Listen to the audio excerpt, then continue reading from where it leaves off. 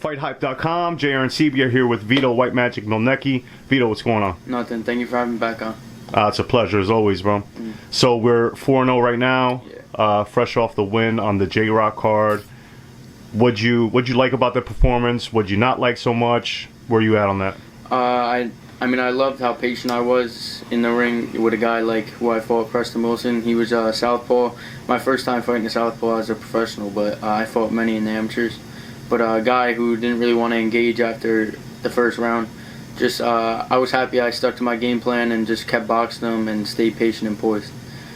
Did you get frustrated at any point, like when you realized that he wasn't trying to engage with you? Did you feel like get a little frustrated, or? I mean, obviously I wanted a knockout just because I want to keep the knockout streak going. But no, I didn't get frustrated. I think that's where my amateur background came into play, just to stay poised and stick to the game plan, and if the knockout comes, it'll come. So, watching that, I mean, I'm sure you've been following the sport of boxing your entire life. You've seen upsets happen before. Yeah. So this is nothing new. But at this point, you're a boxer. You're a professional boxer. You're in the boxing game. Yeah. So, I mean, watching that, right? J-Rock, unified champion, shook up the world his last time out, goes to defend his titles this time out, and loses it in dramatic fashion. Is there anything you took away from that? Anything that any kind of feelings that brought up? Or what were you thinking when you saw that? Yeah, obviously at the end of the camp, J-Rock worked with me. We did a few rounds. So, I mean, obviously you feel just a little bit closer to him just because you stepped in the ring with him and he worked with you. But overall, I just don't think it was J-Rock's night. I mean, do I think J-Rock will still be the same and he'll bounce back? Absolutely. But I mean, just the overall lesson is whoever steps in the ring, they're dangerous. One punch, it could end things. So, yeah, that's just the overall lesson in that fight. Well, I mean, I was thinking of that, right? Because, at this point, I've interviewed you a bunch of times. You've done a bunch of stuff. And I'm watching that, and I know that you're on the card. And obviously, the odds in the J-Rock fight were 30-1 J-Rock's way. He's a huge favorite. They don't post odds for your fights, but I would imagine prospects coming up, a prospect of your stature, the odds are probably somewhere around that. You're not supposed to lose some of these fights. In other words, which is normal. So you seeing that, to kind of add to what you were just saying, there are no easy fights, and that that can happen. You know what I mean? So was that kind of going through your head, wow, I need to be on point every time out? Yeah, I mean, obviously, seeing that, just one with a guy who you think J-Rock is gonna blow out after you see his performance against Jared Hurd, and then that happens. It's any guy is dangerous. Like I said, just you have to train hard for every fight. Train like it's your last. So one punch could end your career, or it could just give you a setback like it did for J-Rock. So we've got some pretty big news, my man. You're doing a lot of things at this point.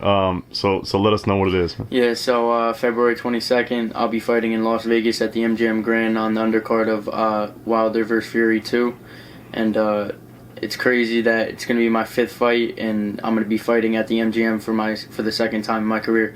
And most people don't get to fight there until in their late in the career, or not fight there at all. So I mean, I'm blessed, and that's the reason why I signed with Al Heyman. You do realize, right? So how many times do you think it's happened to where two different platforms have combined to make a super fight? I mean, obviously not many, because there's plenty of fights that Terrence Crawford, Errol Spence, that probably will never happen, but the hype will just keep building and it might never happen. But obviously it doesn't happen a lot. I don't know how many times exactly, but I think counting, I want to say this will be the 3rd time, but it might be the 4th. I don't know if you count McGregor and Floyd or whatever, but so it was Pacquiao and Mayweather, right? That was Showtime and HBO. You've got Pacquiao, Mayweather, Showtime and HBO. Tyson Holyfield, I think, was also Showtime and HBO. And this one, you got ESPN and I think Fox PBC. Yeah, so, I mean, it's great to be a part of it. I mean, that's a crazy experience. Especially, like I said, fighting at the MGM for the 2nd time, and I only have 5 fights. I mean, I'm just blessed at this point. So the scene in Philly, once again, when people are local and they're close by, at this point, like once people get more used to seeing Vito Mielnicki fights, they'll start to notice those M's in the crowd. Yeah. And there was a lot of them out in Philly. Yeah, the white t-shirts. Yeah, man. What's the movement? Like, how does that? I know one time I was here, you had all these bags out, and you had everybody's shirt. Like what's the movement? How does that come about? Do people contact you to get the merch, or like what's the deal with that? So for my fights, my family gathers all the tickets, and they'll get all the shirt sizes, and everyone who comes out to support me, I want them to have something like that, a shirt, just to show that they're there for me, and that they're showing their support for me. So all my supporters, obviously, we brought a lot that night. The chants were going while I was in the fight. I didn't really hear them while I was in the ring, but when I went back and watched it, I heard them, and I'm just grateful for all the support that I'm getting from people coming all the way to Philly to watch me from Jersey. So when you look out into the crowd and you see some of those M's out there, is it like it's like surreal? Yeah, right. It's like a movement, just a 17-year-old bringing people together to watch a fight. People are. We brought a bus out there actually.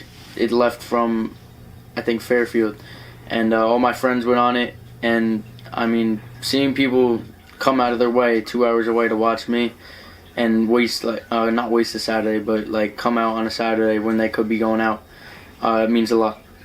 So we're going into your 5th fight. That'll be February, right? Mm-hmm. At that point, you will have been active maybe 6 or 7 months.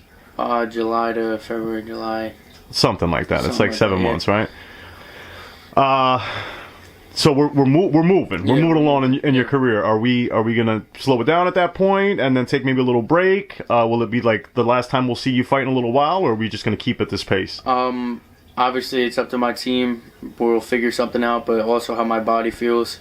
I mean, I feel great, or else I wouldn't be going into this fight. But after this fight, we'll obviously talk to my team and we'll create a plan. All right, I'm gonna throw a curveball at you. I'm gonna try to catch you out on the spot. So you'll be on the Wilder Fury card. We don't count that. What is the fight in your mind that you want to see the most in boxing, in the sport of boxing? In boxing, I